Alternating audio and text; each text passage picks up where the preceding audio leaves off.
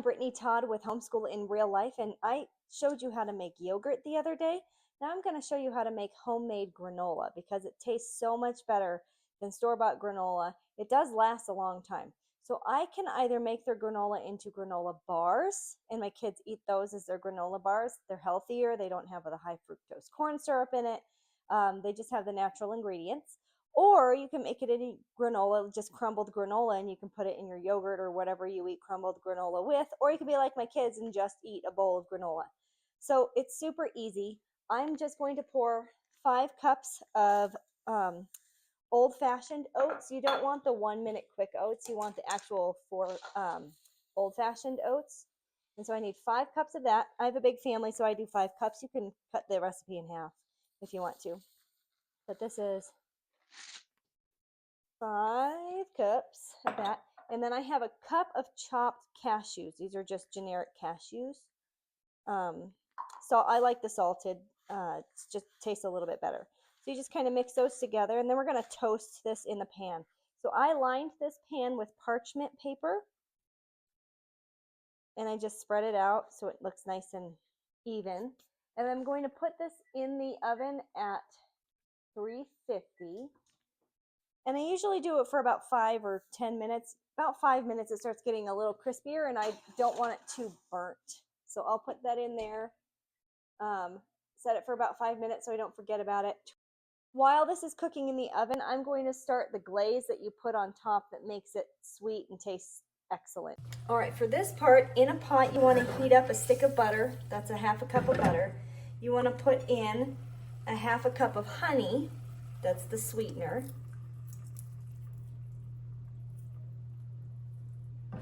And a 2/3 cup of brown sugar. I pack the brown sugar in there.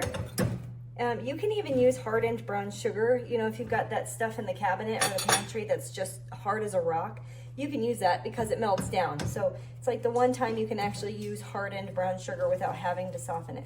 So you just mix that together until it softens. I'm going to poke, because I have a couple of hard pieces in here, I'm just going to poke it until it softens a little bit. And you want to bring that to a very slow boil. So I'm going to turn that up just a little bit. And just mix it until it's mixed together into kind of like a syrupy concoction. So it's kind of thick. It's thick like that. You can pick it up. Looks like that. So once that's done, I'm going to add some salt. I'm going to do a 1/2 teaspoon of salt. Put that in. Then I'm going to do 2 teaspoons of vanilla, and I always say 2 teaspoons because I like vanilla flavor, so I always kind of overflow it. Oops, just a little bit too much. That's okay with me. And it's going to cook off. I'll turn that up a little bit more because I want it to start simmering a little bit so that it kind of bubbles and gets a little bit frothy. And then once that happens, the oats and cashews have been in the oven for a couple of minutes, and we'll transfer it over. So I'm going to mix this until it gets nice and frothy. Oh, it smells so good. Okay, so now that it is nice and frothy, let me show you, like frothy, it's bubbling. It's like doubled in size because it's bubbling. It's burned off the alcohol from the vanilla, but you still have the vanilla flavor. So I'm going to turn that off. I got myself a giant bowl because I don't want to burn myself, and this is a big batch. So I'm going to pour this into the giant bowl, just like that. And then I'm going to take my oats and cashews out of the oven. It was in there for about 7 minutes, and it looks toasted enough for me, so that's what it looks like. And then you're going to slowly and carefully transfer the oats into the bowl. I used to say take out the parchment with it and just use the parchment to pour it in. It's super easy, but I'm going to reuse the parchment in a second, so I don't want to take the parchment out of the container. I'm going to pour that all in there. Good. Leave the parchment there. I'm going to put the parchment pan on the stove, and I'm just going to mix it together, right? You're going to mix the dries with the wets. And it's going to be pretty hot because it's a lot of oats and it came from that really hot buttery mixture. It's gonna be pretty hot for a few minutes. So whatever I add to this, I have to make sure that I'm not adding something that melts. So if you wanna add little caramel or butterscotch or chocolate chips to the mixture, wait until it cools a little bit because you're gonna melt the chocolate chips or the butterscotch or whatever you're gonna put in here. So I mix it until it's all nice and wet and mixed up. And then to let it cool, you can either let it cool in the bowl, and I would put that on a stove or something, not on the countertop because you don't want to crack the countertop. Or I put it back on the pan and it cools faster because surface area to volume ratio, you get more air on the oats. So then I just pour it back on the pan like this. Super easy if I can get the parchment to not move on me. There we go. Don't worry about the pan being hot still because the oats are still hot and so is the butter mixture. All right, so we're gonna put that in there. Good, get as much as we can. And then I just flatten it out.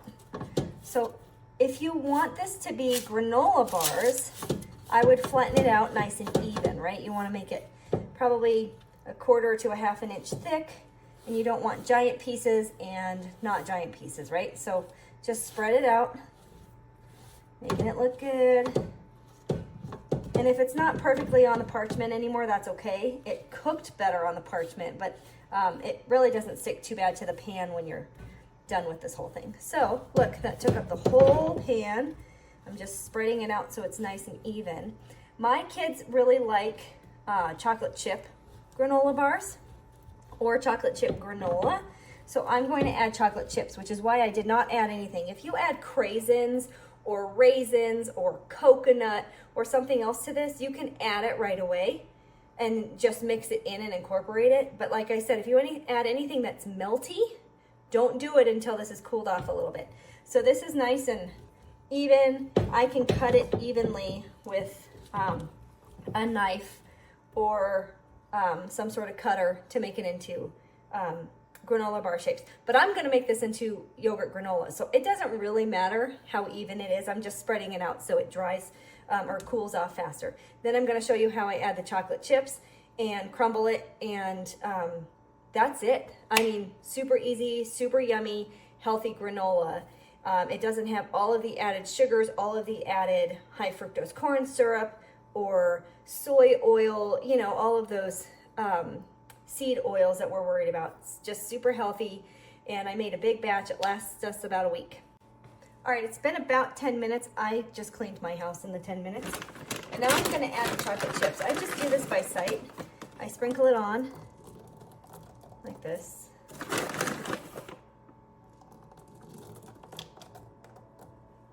Let's do, I don't know, 3 or 4 handfuls. And then eat them as I go, of course, because they're delicious. Okay, that looks about right. So I just push it down into it to make it incorporated a little bit more. And since these are a little thicker, I think I'm gonna add a little bit more because I don't want the oat to chocolate chip ratio to be too high. There, okay. So now, to cool it off completely, I'm gonna stick this in the refrigerator, and it's in there for about an hour or 2, and it's gonna be delicious. So this is, I did this earlier too. This is my granola, crumbled granola bag. These are my actual granola bars. So this is what they turned out looking like. Delicious, perfect little granola bars for kiddos. I also use one of these bread cutters to cut it across into squares. And then once they're cooled off in the fridge and you cut it like this, they should come out just like this, pretty easy. So I'm gonna cool this off, but like I said, I'm just gonna crumble this one. This one's my granola bar, this one's my crumble, and I'm gonna put it in a similar bag and just stick it in the pantry. These I do recommend keeping in the fridge because if they get room temperature, they will start crumbling apart. But if you eat them from the cold, from the refrigerator, they stay together a lot easier. So easy peasy. All it is oats and cashews toasted. and then you do butter, honey, brown sugar, salt, vanilla, and you mix it together, and then you put whatever toppings you want on top. Like I said, you could do chocolate chips or butterscotch chips or caramel chips or coconut or cranberries, craisins, or raisins. I like craisins with coconut. That's a really good one, but my kids really like the chocolate chips. Super easy, and I hope this is really good for you to just have on hand when you're going, you know, to parks and things and you just need a quick snack. Or you could put it in your yogurt that you made from the last video. So if you haven't seen that video, I made a video on how to make your own homemade yogurt with just 3 ingredients. Super easy. So thanks for joining.